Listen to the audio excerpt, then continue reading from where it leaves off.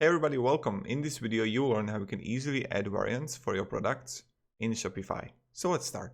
First, what you want to do is just click here on products. In products, let's say that I have Shoes Almani 2020 edition here. When you're creating product, all you have to do is just scroll down and you will find here variants. Let's just click here. This product has multiple options like different size of colors. So let's go with a size and let's go with, I don't know, let's go for the EU. So 32, 33, 34, 45, 36, 37, 38. And then you can go with like color or design. And let's go with the black, white. And when you will have it, you can also choose the quantity here for each of those products if you want, and then just click save.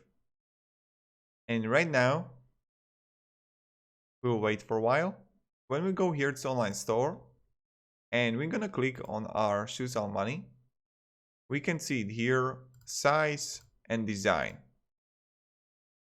So you can choose whichever you want. And that's quite easy and quite simple how you can add variants to your products in Shopify. If you have any questions, just ask down below in the comments and I will try to help you and guide you. So yeah, thank you very much everybody for watching. Have a great day and see ya. Goodbye.